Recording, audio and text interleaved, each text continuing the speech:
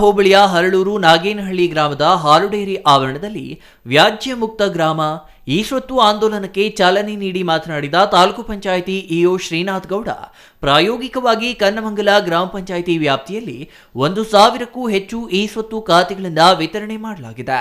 ಗೊಡ್ಲುಮುದ್ದೇನಹಳ್ಳಿ ಗ್ರಾಮ ಪಂಚಾಯಿತಿ ವ್ಯಾಪ್ತಿಯ ಹರಳೂರು, ನಾಗೇನಹಳ್ಳಿ ಹಾಗೂ ನಾರಾಯಣಪುರ ಗ್ರಾಮಗಳನ್ನು ಆಯ್ಕೆ ಮಾಡಿಕೊಂಡಿದ್ದು, ಎರಡೂ ಗ್ರಾಮಗಳ ಜನರು ಸಹಕಾರ ನೀಡಿ ಆಂದೋಲನ ಯಶಸ್ವಿಗೊಳಿಸಬೇಕು ಎಂದು ಕೋರಿದರು.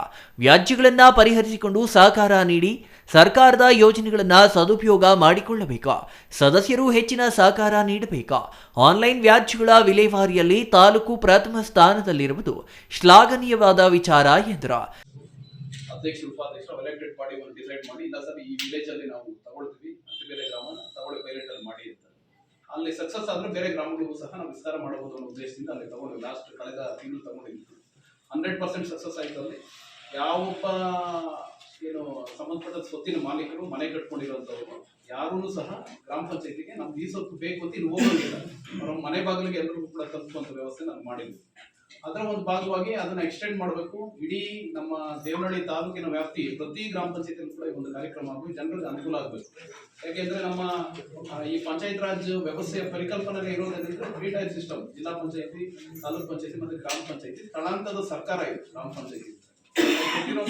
ಏನು ಸವಲತ್ತುಗಳು, ಶಕ್ತಿಗಳು, ಹಕ್ಕು ಎಲ್ಲಾನು ಸಹ ಬಳಕೆ ಮಾಡಿಕೊಂಡ್ರೆ ಜನರಿಗೆ ಉಪಯೋಗ ಆಗಬೇಕು ಅನ್ನೋ ಉದ್ದೇಶದಿಂದ ಈ ಒಂದು ಕಾರ್ಯಕ್ರಮ ರೂಪಿಸಿರುವಂಥದ್ದು. ಗ್ರಾಮ ಪಂಚಾಯಿತಿ ಅಧ್ಯಕ್ಷ ಮುರಳೀಧರ್ ಮಾತನಾಡಿ, ಈ ಸ್ವತ್ತು ಆಂದೋಲನ ಜನರಿಗೆ ಉಪಯುಕ್ತವಾದ ಕಾರ್ಯಕ್ರಮವಾಗಿದೆ. ಗ್ರಾಮ ಠಾಣಾ ವ್ಯಾಪ್ತಿಯಲ್ಲಿ ಮನೆಗಳು ನಿರ್ಮಿಸಿಕೊಂಡಿದ್ರೆ ಮನೆಯ ಮುಂದೆ ಫಲಾನುಭವಿಯನ್ನ ನಿಲ್ಲಿಸಿ ಫೋಟೋ ತೆಗೆದು ಆಧಾರ್ ಕಾರ್ಡ್ ಹಾಗೂ 2 ಭಾವಚಿತ್ರಗಳನ್ನ ಪಡೆದು ಒಂದೇ ದಿನದಲ್ಲಿ ಖಾತೆ ವಿತರಣೆ ಮಾಡಲಾಗುತ್ತದೆ ಎಂದರು. ಕಂದಾಯ ಇಲಾಖೆಗೆ ಸೇರಿದ್ದರೆ ಪಹಣಿ, ಮನೆ ಮಾಲೀಕರ ಹೆಸರಿನಲ್ಲಿದ್ದರೆ ಖಾತೆ ಮಾಡಲಾಗುತ್ತದೆ. ಗೋಮಾಳದಲ್ಲಿದ್ದರೆ ಹಕ್ಕುಪತ್ರ ಇರಬೇಕು.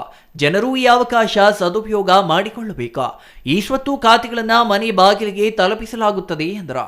ಇನ್ನು ಈ ಸಂದರ್ಭದಲ್ಲಿ ಎಂ ಜಗದೀಶ್, ಆನಂದಮ್ಮ, ಮಂಜುನಾಥ್, ಪಿಡಿಒ ಆರ್ಜಿ ಸೌಮ್ಯ, ಇನ್ನೂ ಹಲವರು ಹಾಜರಿದ್ದರು. M Muninarayana, CTV news, Vijayapura.